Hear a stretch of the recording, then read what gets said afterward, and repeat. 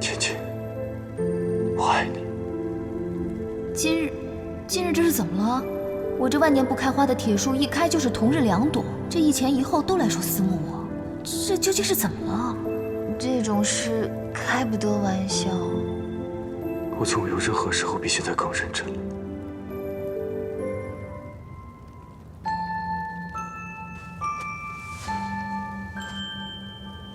碧峰，你怎么在这儿？你觉得怎么样？好些了吗？睡了一觉，也好了10之7、8了。你不是去西面了吗？四哥没去找你啊？口渴了吗？可要喝水？好啊。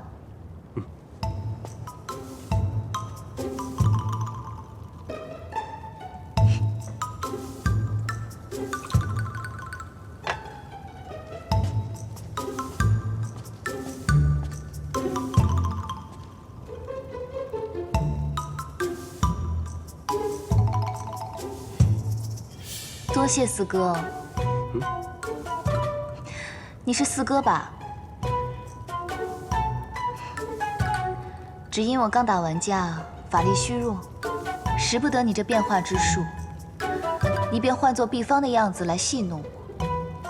好了，样子虽变得一般无二，但性子也太不像了。你可没看那碧芳平时对我不冷不热，一副不放在眼里的样子。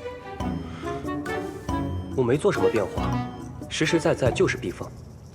真因上神同殿下前去西海办事了，我在桃林守得无趣，便回来瞧一瞧你。你是碧芳啊？对，你们飞禽类一向性子冷，不像我们走兽类。我就随便一说，你无需挂在心上。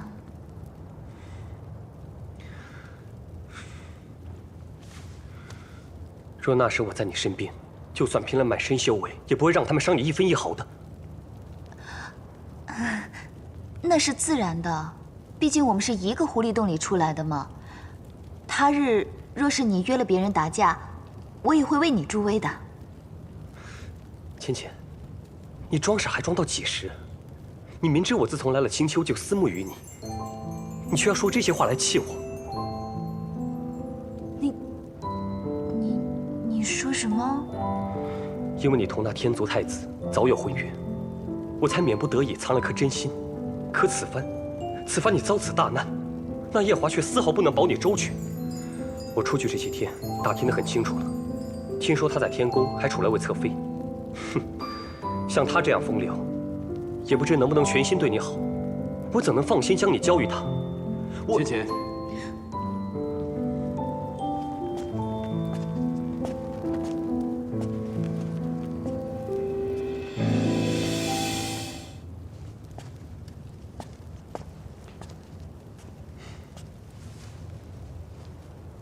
把药喝了。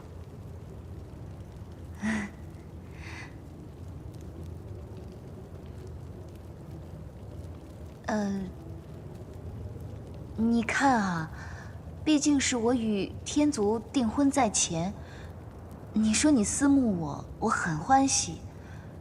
但是毕竟我们是有缘无分嘛，凡事要讲个先来后到，对不对？若你能同意跟我在一起，我愿将天族得罪个干净。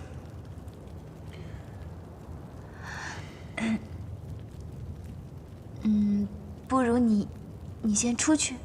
你只说愿不愿意和我在一起？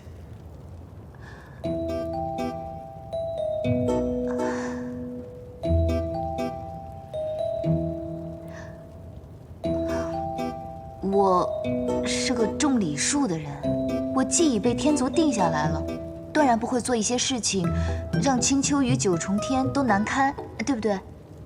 你说你很思慕我，我很感激，但是你我终归是有缘无分，其他的我便不多说了。若你对我的思念还是泯不了，你便继续把它藏起来。我已经知道你的这份真心了，长长久久也不敢忘记。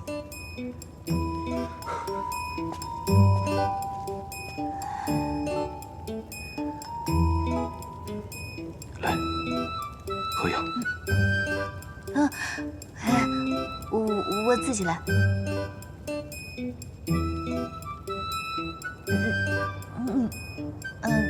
好了，你去忙你的吧，我困了，我困了。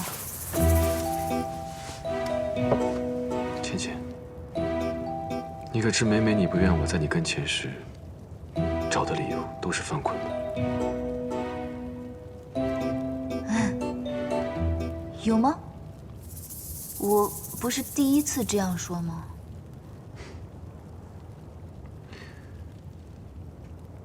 芊芊，方才你说的都是真心的。这可如何是好？走了一个又来一个。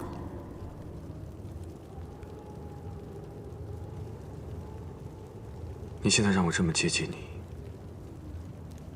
我来请求你为我做的一切，都只是因为你和我有婚约吗？若与你有婚约的是另外一个人，你是不是也这样？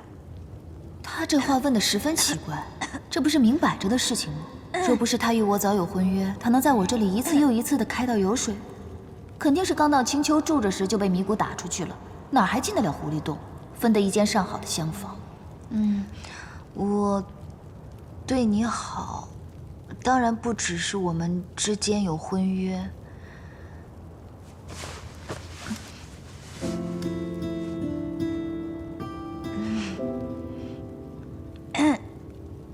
你看，你在狐狸洞这段时间，每天还要批公文，那么辛苦，还要帮我们烧饭做菜。你对我们做的这些，我很感激你，也都记得。俗话说得好，有来才有往嘛。你既送给我一个桃子，我当然要还给你一个李子。就算没有李子，我也要先拿琵琶先替着嘛。虽然我们有一纸婚约，但若换做其他人，也不会做得像你对我这样好。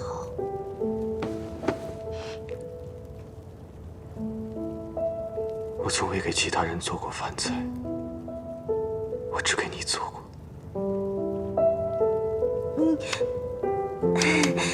你的厨艺很好的，你也应该找机会给你的爹娘还有爷爷做做饭，正体现一个孝字。我为你做了这么多，并不是因为我没有婚约。我来青丘住，也并不是因为阿丽想你。原来厨艺是你的兴趣啊，这是一个好兴趣，很实用的。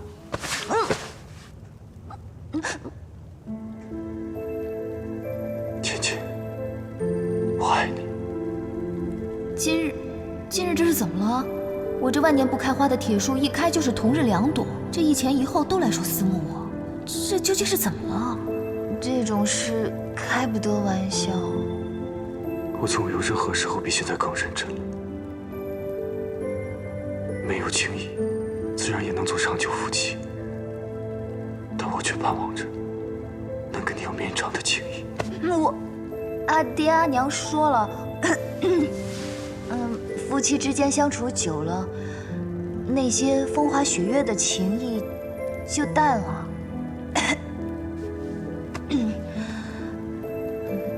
慢慢的就相处成亲人了。你看，像我们现在这样，也很像亲人啊，对不对？所以我觉得，我们大可以跳过中间那一段，你觉得呢？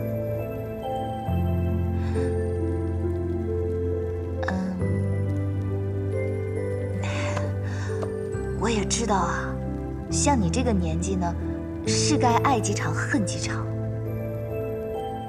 所以，趁你对我的孽根种得还不深，还是趁早将它拔了吧。等你到了我这个年纪，你就知道了，很多东西都看淡了，对这种爱情委实提不起兴趣来。这也是一种高处不胜寒的境界呀。我一直觉得，天君一纸婚书将你我凑成一对，真的是委屈了你。你还这么年轻，不过你也不用太伤心，万一我们真的成亲了，我会安排好，帮你娶几房年轻貌美的侧妃。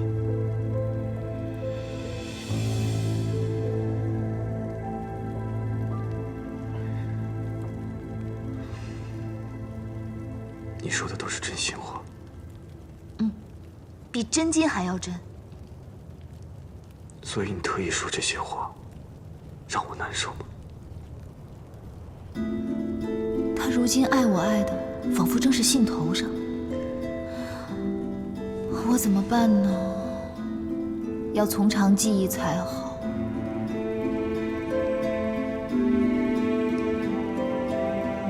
我只爱你一个人，再不会爱上其他人。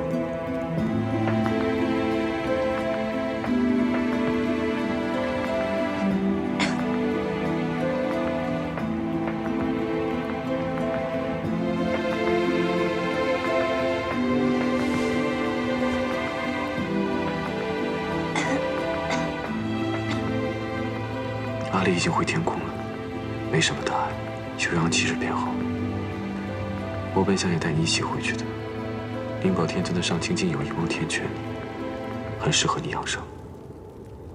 不过那只坐骑死命拦着我，你自己决定吧。都依你了。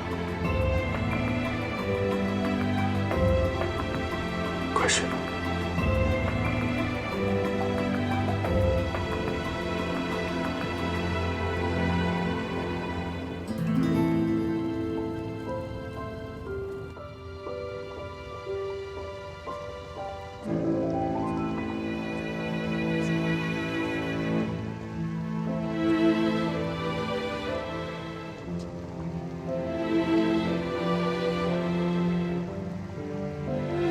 若不是见到墨渊上神的真容，连我都不敢相信，竟有人与我如此相像。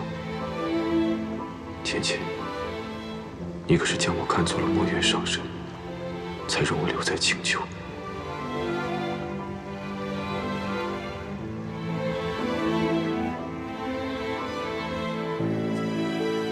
这玄女与我们昆仑虚还真是孽缘重重。我最后悔的就是7万年前一念之差，中了她的苦肉计，把她带回昆仑虚，却让她偷走了阵法图，害死了师父和那么多天族将士。本君有一事不明，当年司音上仙是如何在你们众师兄弟的眼底下，将墨渊上神的仙体带走的？既然太子殿下追问到如此地步，我也就不隐瞒了。说来也惭愧，7万年前，师父以元神生祭东皇钟，是17师弟将我们10几个师兄弟灌醉，然后带着师父的仙体离开了昆仑虚。就这样。当时我们沉浸在痛苦之中，并没有想到17会如此做。但我知道，17是不想师父的仙体被带到无望海下葬，因为他不相信师父已经仙逝了。你认为这7万年来，司音上仙与你们众师兄弟避不见面是为何？我也不是很清楚。以我对17的了解，他这7万年来不出现，或许他是有办法让师父回来。殿下若是没有什么再问的，我便回西海了。前几日母亲来信哭诉，说兄长的病又更重了，也是时候该回去看看了。是怎么了？大哥病得特别突然，现在特别虚弱，幸亏前几日机缘巧合，有幸请到折颜上神去，希望能查出病因。有折颜上神在，你大可放心。承殿下吉言。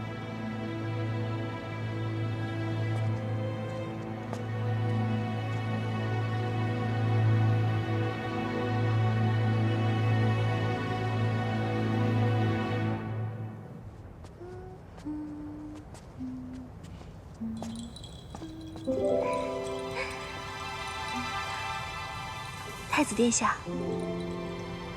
你将屋子收拾收拾，明日会有人来住。住在一览芳华吗？阿丽见到他，一定会十分欢喜，也不会让他住在别处。是那位上神。阿丽睡前还念叨着那位上神的名字，还说喜欢在青丘和娘亲吃饭，喜欢在蘑菇集买好吃的好玩的，觉得呀比天宫更快乐。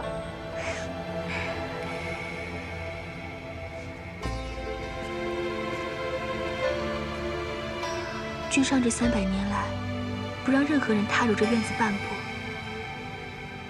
那位上神，就因为是下一任天后，才如此特殊。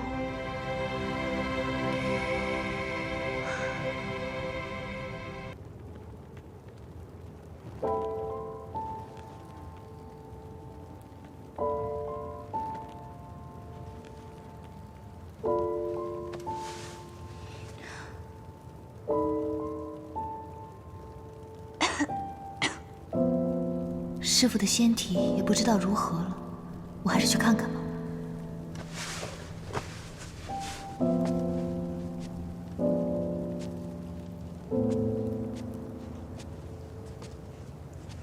姑姑怎么起来了？我想去看看师傅。这又是夜华案前的那个小仙送来的。是啊，怕是天君要让太子殿下来继承君位了。这文书越堆越多，这2日偏偏太子殿下照料姑姑，看都不看，我就帮着理理。夜华他人呢？回天宫了，怕是也该回来了。你去忙吧，我慢慢走去炎华洞。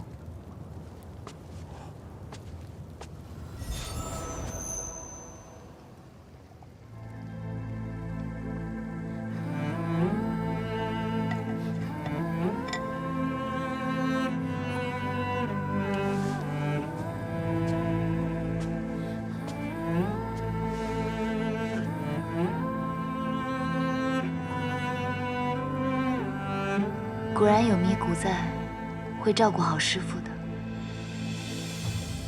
师傅，300年前，折颜就跟17说：“您快醒过来。”这300年都过去了，却还一点动静都没有。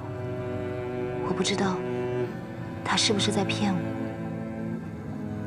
？17每天都在想，等师傅你回来的时候，跟师兄弟们一起重聚昆仑虚，那该有多开心呢？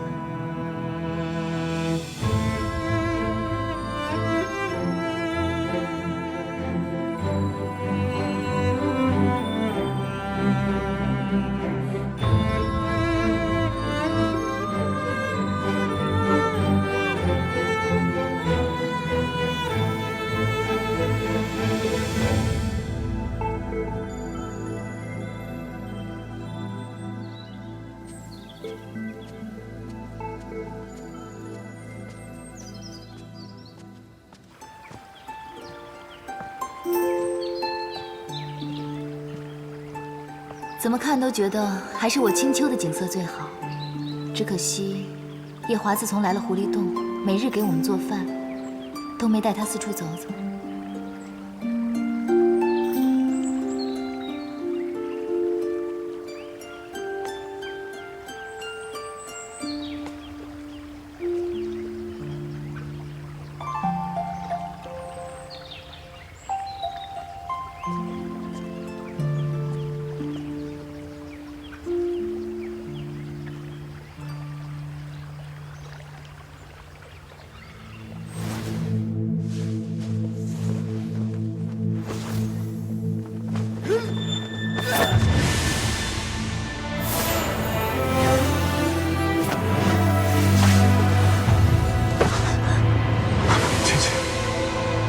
夜华，夜华，你……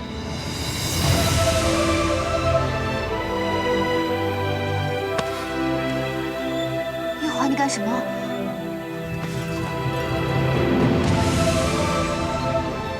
我以为你要投火。我不过是因为天气太热了，所以……姐姐，我再也不能让你……你不是在房中批公文吗？怎么突然来这儿了？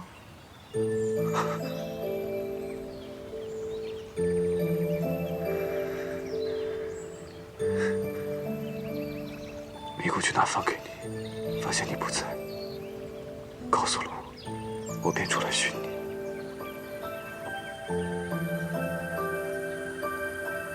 我们回去吧。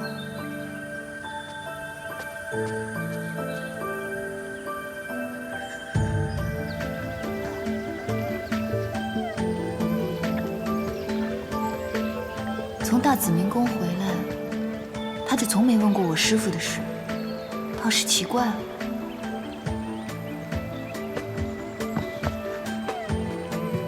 小五，你是不是喝酒了？脸怎么这么红啊？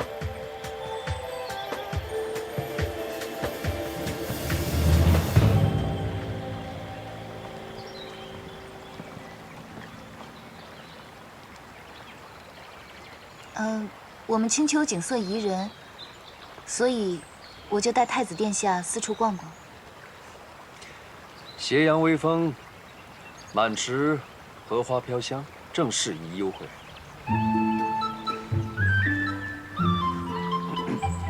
今天下午毕方来了信，说你被人打得半死不活。我跟你四哥觉得这是个千载难逢的机会，特地来看看你到底是怎么样被人打得半死不活。上回伤得半死不活，确实有些失礼。没等您老人家来看一看就擅自好，真是对不住您。这次呢，伤得虽重，却不至于半死不活，实在是让您失望了。哪儿来那么大的火气啊？哎，算了，既然都惹你生气了，不拿个宝贝，怕也平息不了你的怒气。来。这扇子送给你，画面还是西海水君亲自画，便宜你了。老凤凰还知道投其所好，送礼物赔罪，果然聪明。不过，你们两个去西海干什么？我们前些日子碰到西海二皇子，他说有事要求折颜，所以我们就去了西海。大师兄有事情？哦，原来你跟夜华都已经把事情说清楚了。你和昆仑虚那些陈年往事，让我们这些老东西替你瞒了那么多年。现在这样，就不用再打妄语了。之前，玄女偷走了师父的仙体，是夜华帮我救回来的。先不说这个了，我跟你四哥去了趟西海，很累了，不如我们先回狐狸洞吧。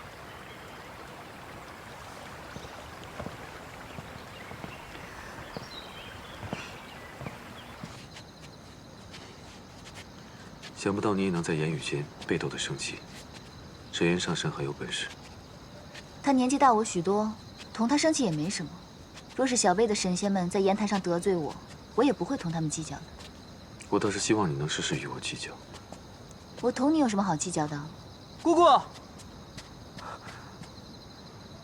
太子殿下，异族的离境义军递了名帖，想见姑姑，已在谷口等了半日了。他还想做什么？来得早不如来得巧，啊，今天运气真不错，刚好赶上一场热闹。将他给我撵出洞外。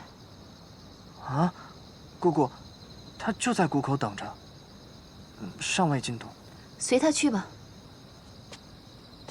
什么恩怨都要解决的，你这样拖着只会徒加烦恼。择日不如撞日，不如我们今夜就和他了结了吧。我跟他有什么好了结的？早就了结完了。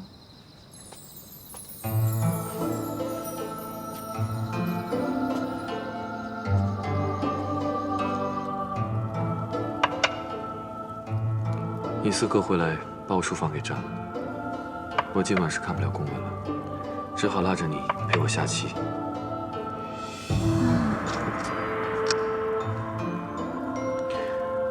我让迷谷给你收拾收拾衣裳，明日就陪我回天宫吧。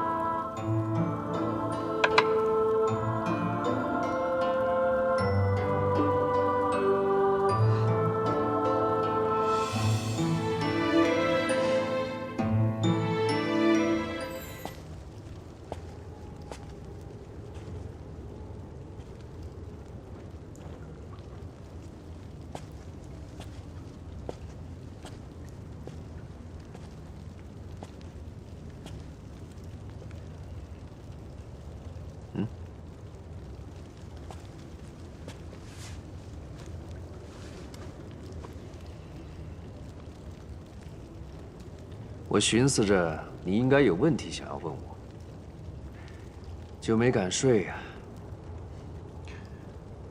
上神果然料事如神。问吧，既然你已经知道墨渊的事情，其他的我也不想再瞒你了。还是那2个问题。哦，2个问题。人老了记性不好，你再问一遍。300年前，浅浅和擎苍大战之后，受伤昏迷不醒了数年。可是真的？自然是假的。他和擎苍大战了之后，失踪了数年。怎么？当初是我骗了你，那你还问不问啊？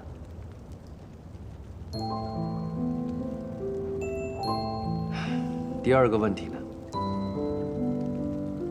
他可曾忘记过什么？是忘记了，忘记了什么？这个我不太清楚。我只记得，他失踪了数年后，忽然有一日遍体鳞伤地落在桃林里，很是伤情。就是在你跳诛仙台被我救起的那一日。所以你就给他喂了忘情药？不是我喂的，是当时他向我要的忘情药。我看他那个样子，也是觉得还是忘了什么好吧，就给他喝了。他没有跟你说过他忘了什么？这个他还真没有说。不过我后来大概猜想过，我在天宫见到的那个素素，就是他，对不对？不错，他就是素素。你是如何认得他的？我们在东海重逢时，他有很多动作让我感到非常熟悉。后来看到他手腕上的伤痕，我才确定，真的是他。那是红莲业火留下的痕迹，去不掉的。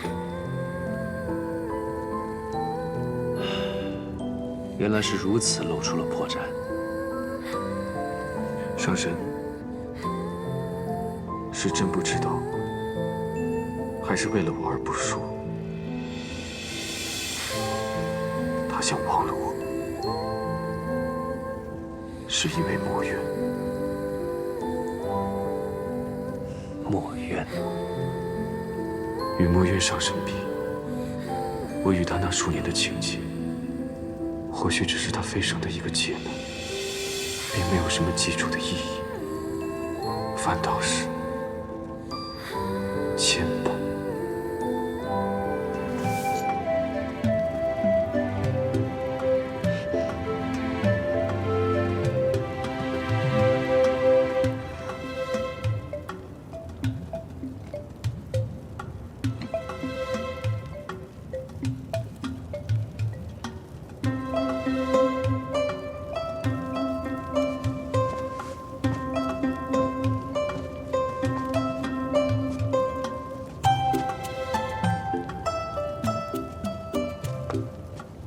哎，姑姑，太子殿下说你即日就要动身去九重天了。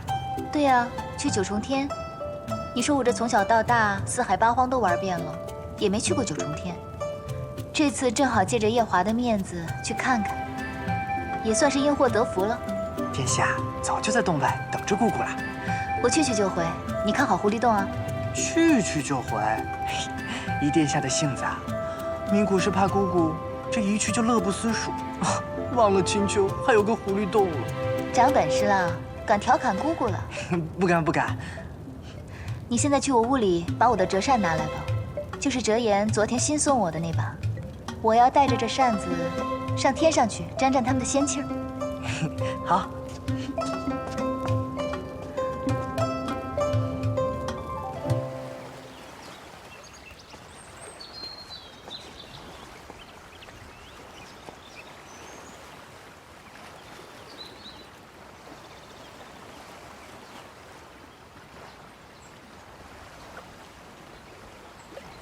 折颜上山说的不错，该了结的，还需及时了结才是。只你一方认为结束了，并不算真的结束。你看来倒是很有经验啊。我在前面等你。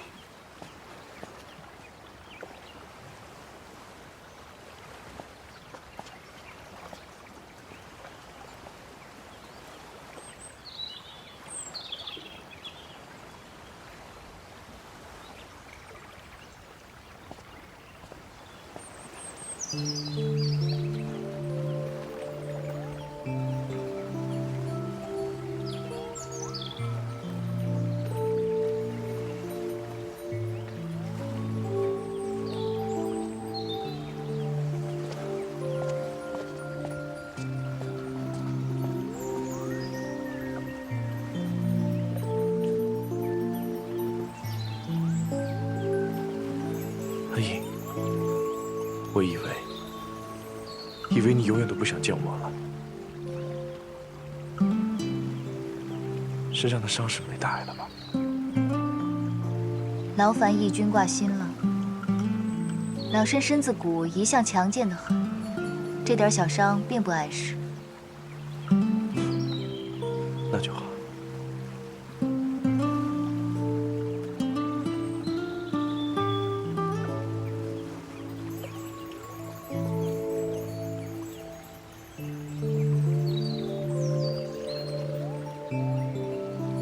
义军，这是什么意思？都怪我一念之差，铸成大错。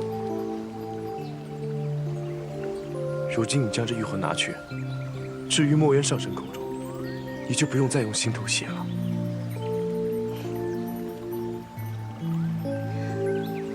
多谢义军一番好意。只是如今师父的仙体已经不需要我用心头血来将养着了。这等宝物，义军还是拿回去好生供养着吧。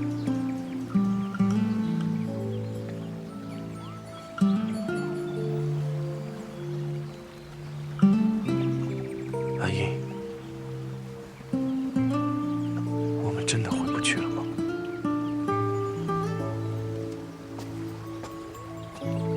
义军现在一心将心思扑在老身身上，不过是因为义军觉得老身在被抛弃后，没找个好地方一头撞死，反而像现在这样活得好好的。一定让义军感觉老身从未将心放在义军身上，所以才这样一番纠缠吧。阿英，你以为我对你只有不甘心吗？你我二人像今日这样平和地说话，怕是今后不会再有。所以有些话还是今日说清楚吧。7万年前，我确实因为你而出尝情滋味。因是初次，比不得那些花丛老手，态度自然冷淡被动了些，但对你的情谊却是满满当当的。你也是知道的，当时我们两族之间是有些嫌隙，以至于那个时候，我每天都在想着如何说服爹娘，让我能嫁给你。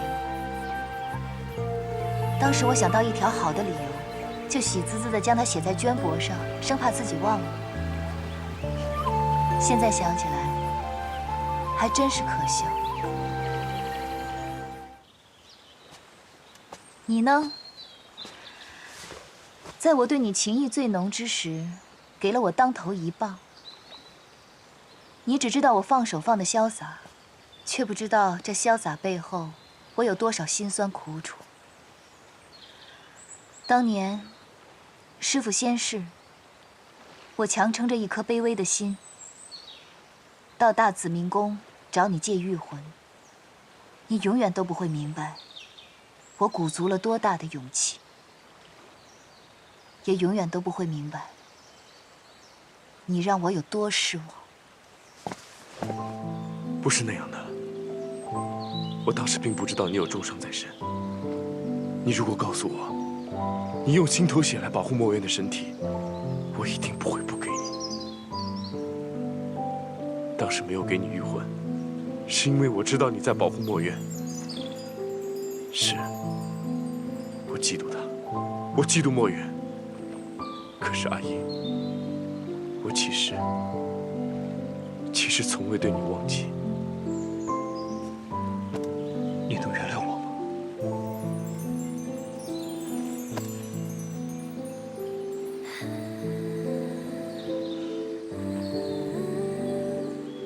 义军，你今日说对我从未忘记，只是因为义军你这个人终其一生都在追寻自己得不到或已失去的东西，一旦得到了，你便不会再珍惜。你这么说，只是为了想少些负担吗？其实你从来都没有爱过我，对不对？我和玄女一事，你放手放得如此潇洒，你早就对我厌恶之极了，对不对？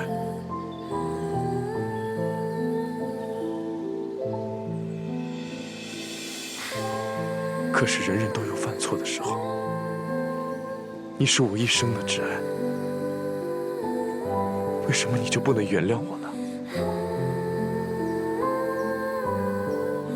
你当年做了那样的事，你还希望我跟玄女同室一夫吗？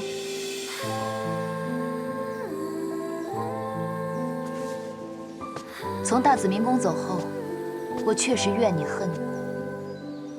但当我在炎华洞失血过多，命悬一线之时，我发现脑中浮现的竟不是你的脸，我才知道，我这段情伤算是到头了，我终于能够解脱了。阿姨，别说了。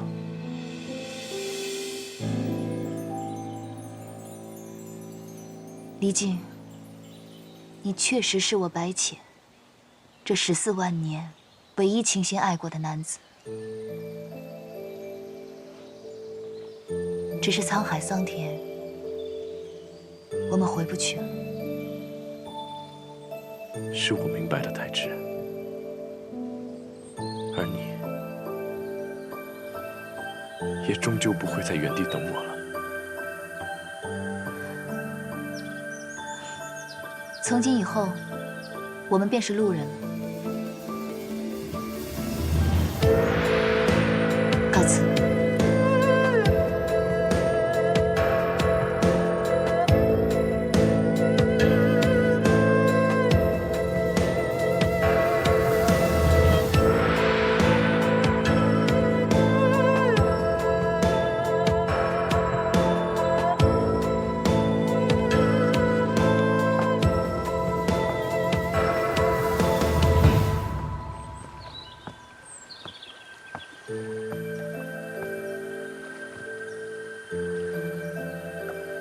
明明是那么甜蜜的话，由你说出来，怎么就那么令人心伤呢？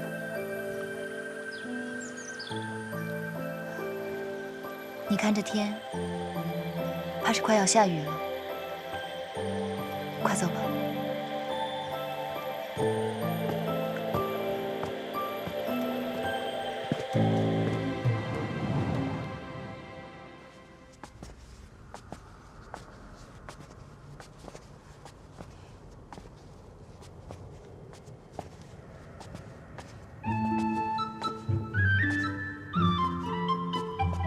就算是我们青丘的入口，至少也会有个迷谷坐镇。你这36天大罗天界的，连个看门的人都没有，也太不气派了。今日太上老君开坛讲道，估计他们都去赴法会了。原来是有法会啊！浅浅，听说你在凡间帮元真斗劫时，你常同元真论道。如今想必是道根深迟了。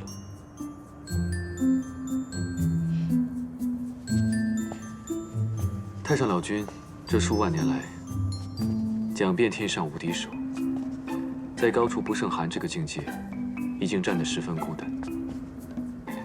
此番你上天，正好可以与他辩上一辩。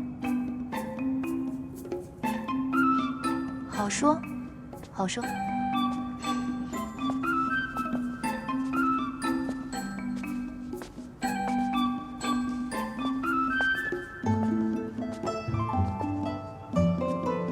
听说你3万岁上开府建衙时，天君赐了洗蜈蚣的名字。不错。只是你这里如此昏暗，倒像那东海百日宴的水晶宫那般。因为你见不得强光。因为我。芊芊，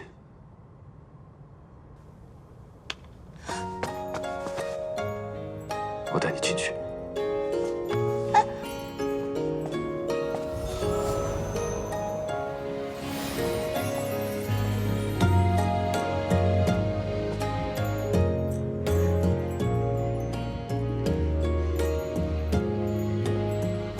想不到来你这九重天，竟然要跳进来，不能走正门。若走正门，定会将大大小小一院子全惊动了，呼呼喝喝的甚讨人厌，哪有跳墙来的方便？是这么个道理。啊，对了，今天我们来得早，还没到那个嘉云小仙来送文书的时辰。你该不会是没有告诉他，不要将文书送到青丘，让他白跑一趟吧？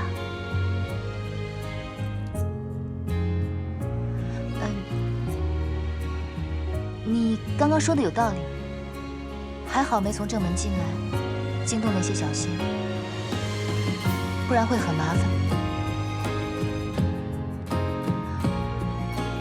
话说回来，昨天我们回来的晚，积了多日的文书，你阅得怎么样了？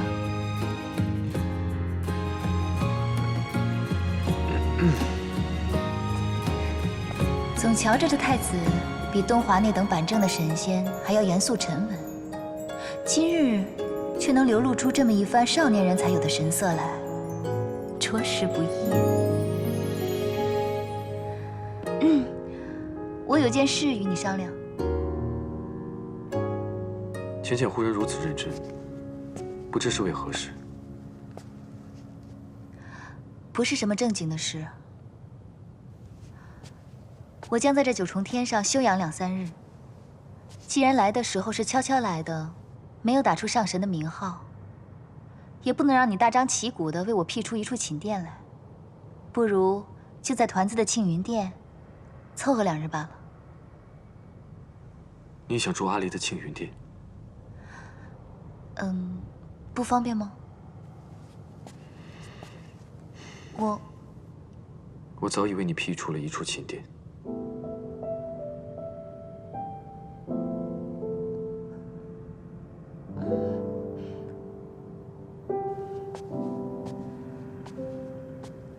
啊，对了，我师父的事，外人不会知晓的。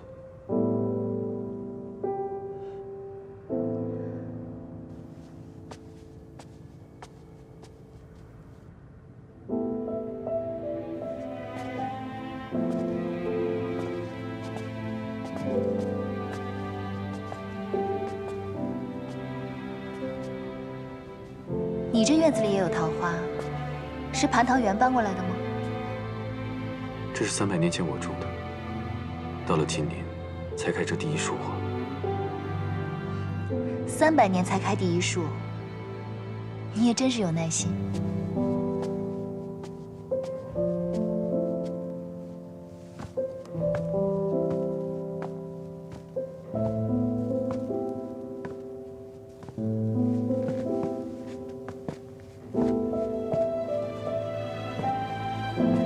一览芳华，真是个好名字，跟你这洗蜈蚣倒是很配。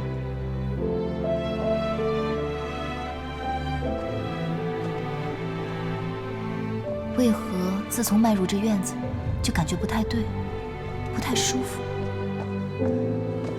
上神，喝茶。嗯。娘娘，娘娘，果然是你！奶奶等了你300年，你终于回来了。太子殿下，这结魄灯果然是圣物，做的娘娘一丝都没差的。这个仙子，你应该是认错人了。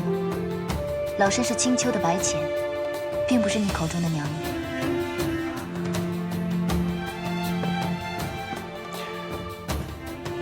奶奶，这位是青丘的白浅上神，他会在院中暂住几日，便由你来服侍了。起来吧。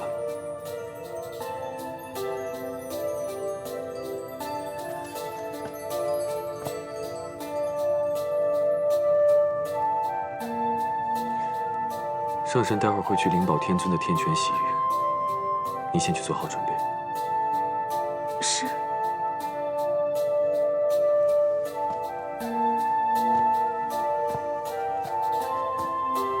你先去休息一下，我去把阿离抱过来。好。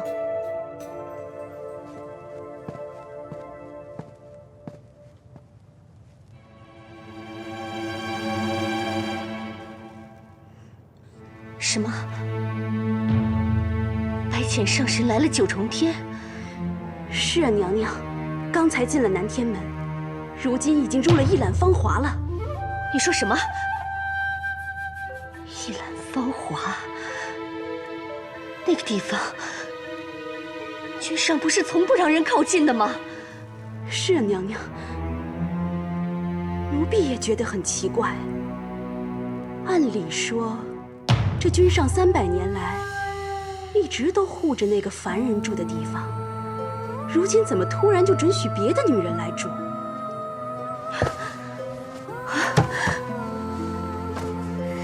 心奴，我觉得这个白浅比我想象中的要难应对。娘娘为何这么说？君上为他屡屡打破禁忌，就像失了心魄一样。我之前还安慰自己，说没关系，起码君上心底最爱的是一个死人。可是现在，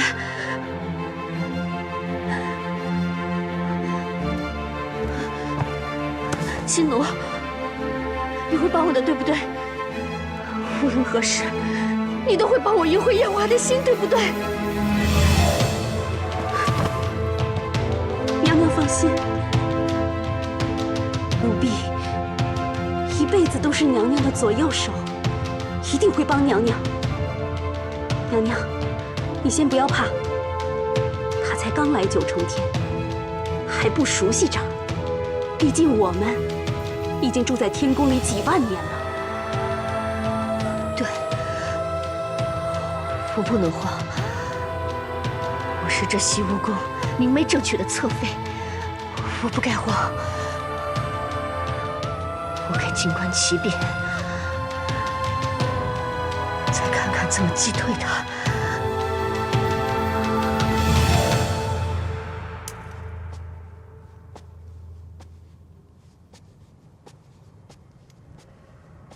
你们太子殿下一直这么喜欢桃花吗？我家娘娘很喜欢桃花。她走后，太子殿下就栽了满院子桃树。你说的是阿离的娘亲？上神也听人说起过。我初次见到阿离的时候，他就已经告诉我了。我家娘娘她生下小殿下后就离开了。小殿下从小就是奴婢带大的。娘亲，你来啦！奶奶，你怎么了？没事，奴婢说话，请上神恕罪。如今团子的亲娘已香消玉损，再享不了灵儿绕膝之乐，却让我这个做后娘的白白捡了个便宜，必是看得这小仙娥心中不忍了。好一个忠肝义胆的小仙娥！娘亲抱抱。娘亲呢，身子不大好，让你夫君抱吧。阿离知道了，娘亲又有了小宝宝，对不对？书上就这么写的，说有一位夫人怀了小宝宝，他们一家人就都不许她再抱别人家的小孩来抱。她动了，对，胎气。你这个算苗高的小娃娃，怎么连胎气都知道啊？阿离，是谁给你看这书的？是程昱借给我的。又是程昱。这程昱真是个妙人。就算是上神有了身孕，小殿下，你脸红个什么劲儿啊？本天孙高兴了，娘亲有了小宝宝，本天孙就再不是天上最小的一个啦。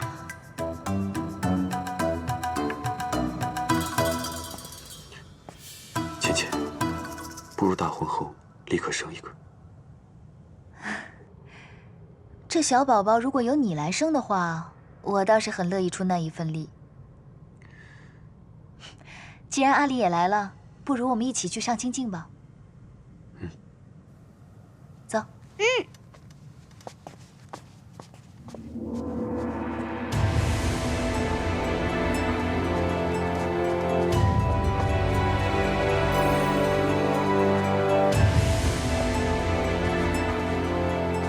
参见太子殿下。夜华，若是用你正妃的名义来这泡，能有几个仙娥引路？10个，怎么了？我觉得我的接品不升反降，这可不是笔好买卖。若是我们继任了天君天后，便有24个仙娥为你引路，再添上4个心灵手巧的，给你搓背。这听起来还不错。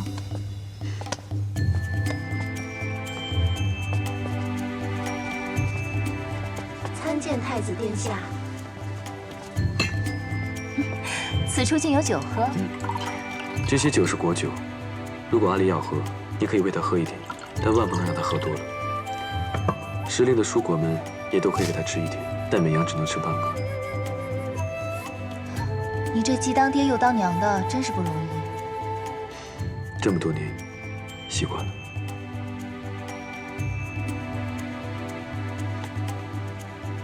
你这幅扇子上面的桃花画得挺好，但缺了应景的诗词。不如你先泡着，我去给你提好词，你来书房找我。好。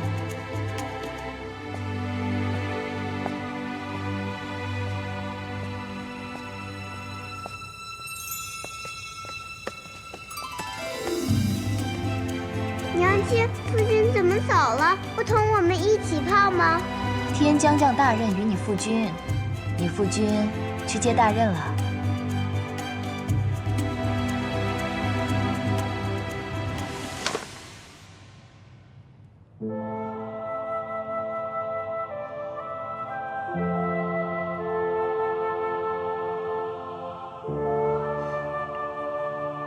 为凡人时你就喜欢桃花，没想到身为上神的你，依旧不该喜好。倩倩，我自欺欺人也罢，你擅长掩饰也罢，虽然我和你之间的情分比你当年和墨渊浅了许多，但你是我夜华此生唯一爱过的女人。我愿等你，等你忘记墨渊，真心爱上我。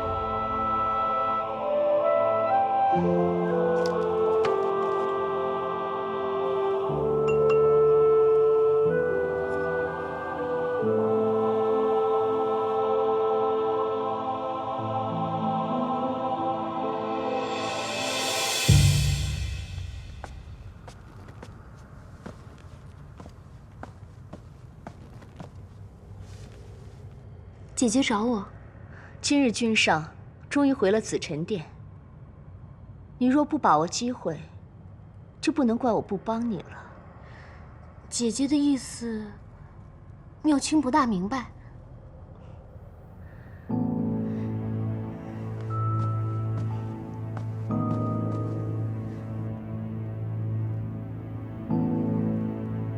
这是一宗给君上的补汤。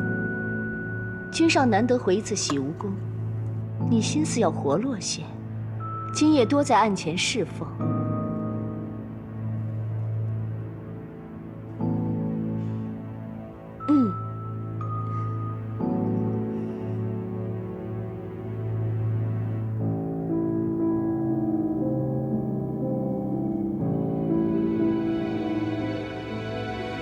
如若君上动怒，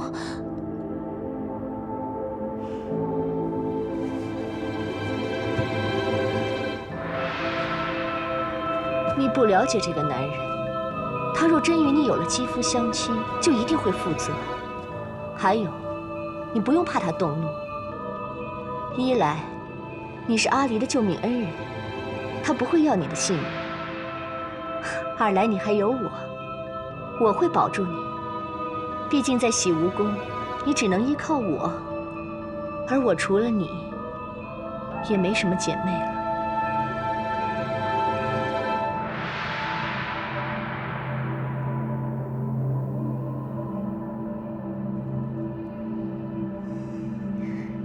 谢谢姐姐。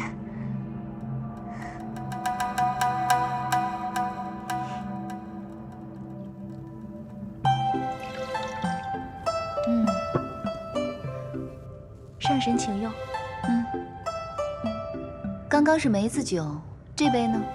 回上神，这是枇杷果酒。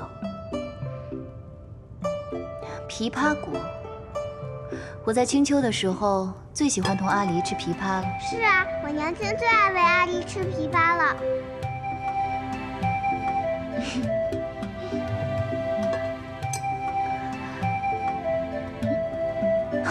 醉了啊？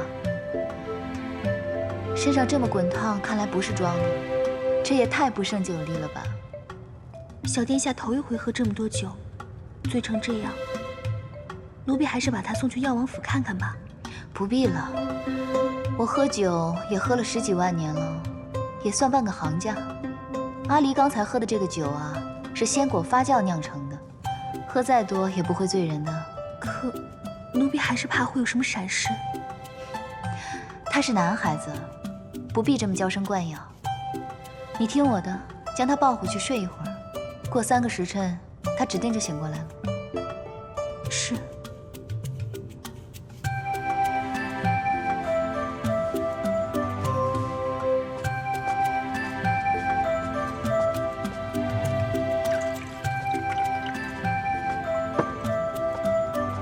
上神请用。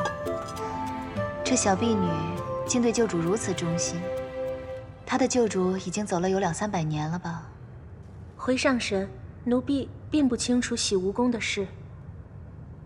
太子宫中的事情，你们都不知道吗？奴婢只听说当年洗无宫发生了桩事儿，当时的仙娥和侍卫们都被天君贬居下界仙山了。看来天君为了掩盖这件事，还真是想得十分周全，连仙娥都换了。难怪我在青丘只听说夜华极宠爱素锦，宫中再没有任何妃子，才理所当然地以为他唯一的儿子是素锦生的。老身此番初次来到天宫，并不熟悉这里的路，还请这位仙娥带路，去太子殿下的书房。上神请随奴婢来。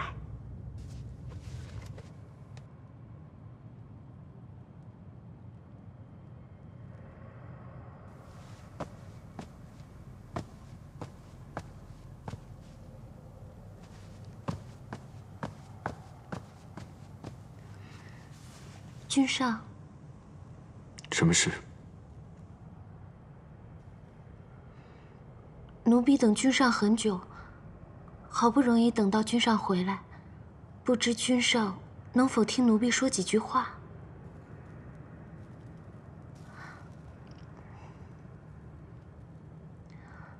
当初妙清因为救了小天孙，因此侍奉了君上几日饮食起居。这算是妙清的福分了。可是妙清因此却要求君上，让奴婢来洗无宫做婢女，妄想能得到君上的垂青。这是妙清的错。妙清决定今日离开九重天，回到东海。今夜就将这一盅羹汤，当作妙清最后为君上做的了。不知君上能否把它喝下，算是了断君上与妙清的这一段缘分呢？本君与你并无缘分，但你与阿离有救命之恩，你我也算是主仆一场。这个汤，就算是了断吧。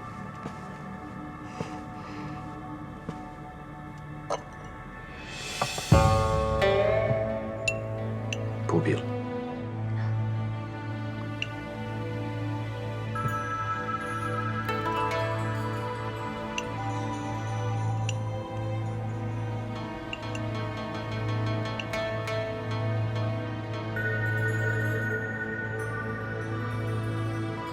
你是不是很想本君喝下去？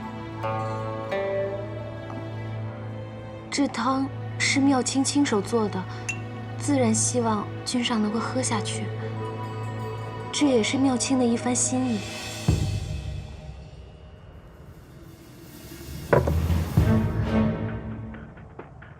君上为何？本君想先问你几个问题。不知君上要问什么问题？前些日子，你回了趟东海。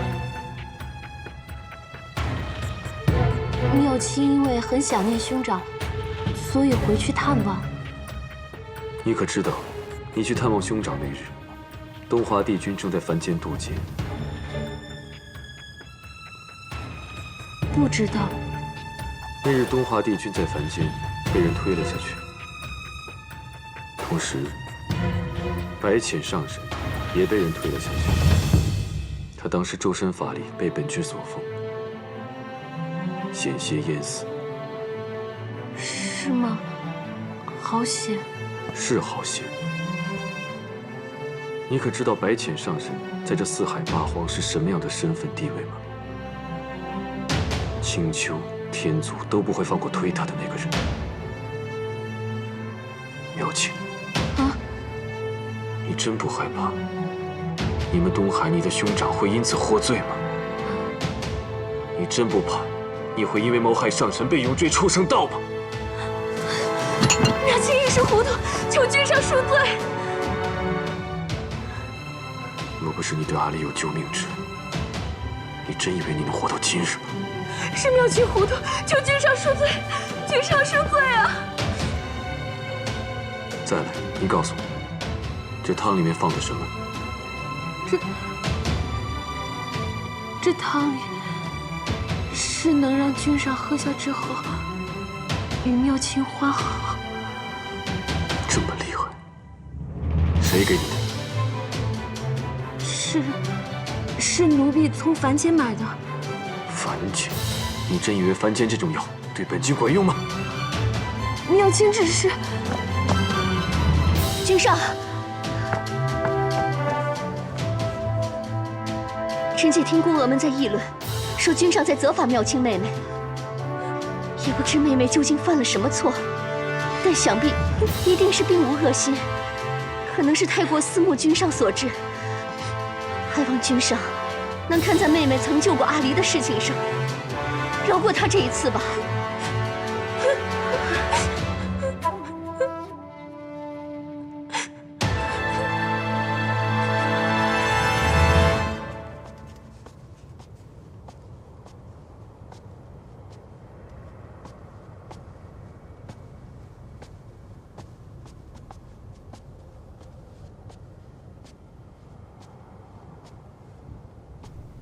此处竟无人守着吗？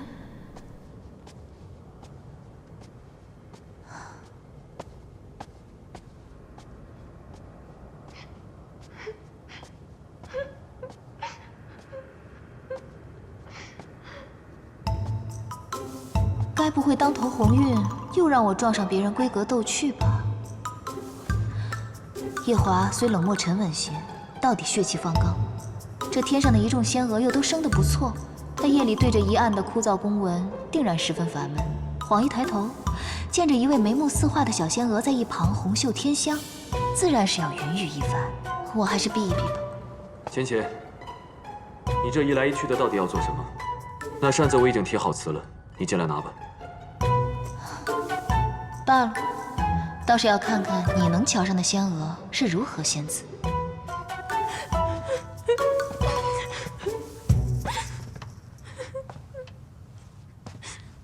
那这是唱的哪一出啊？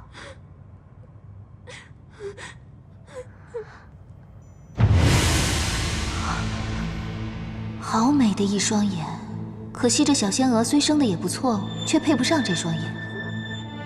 你这双眼睛，生的倒是不错。瑟瑟，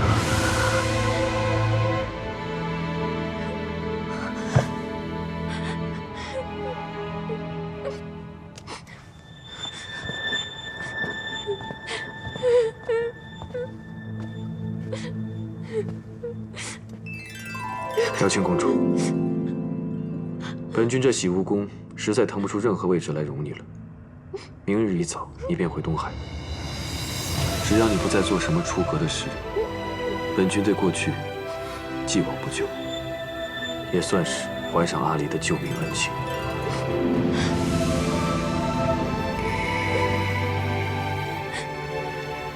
素锦，你倒是很重情义。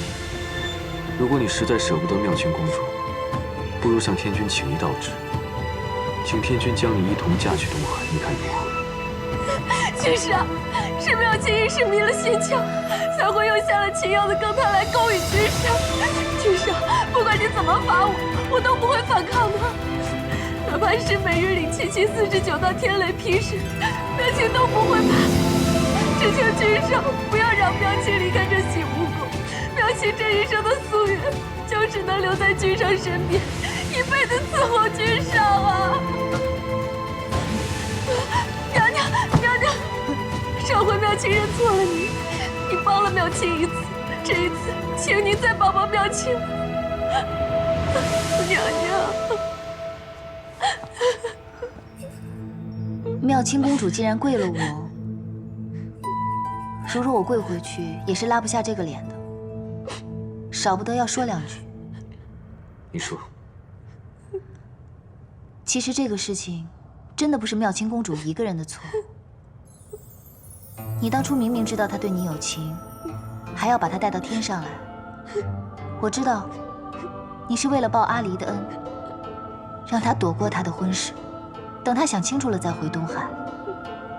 但他不一定是这样想的，他一定觉得你对他也动心。你既给了他这个念想，又扮作正人君子，迟迟不肯动手，少不得便要逼着他亲自动手喽。但是当初他说进来洗巫宫当个婢女便心满意足。恋爱中女子说的话，你也信了？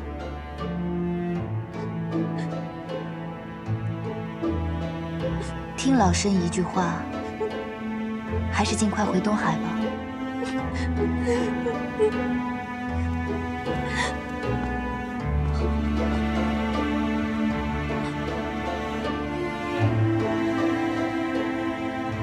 她是本君的妻，也是这洗巫宫唯一的娘娘。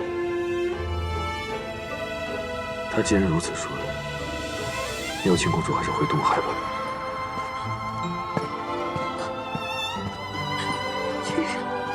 君上，君上！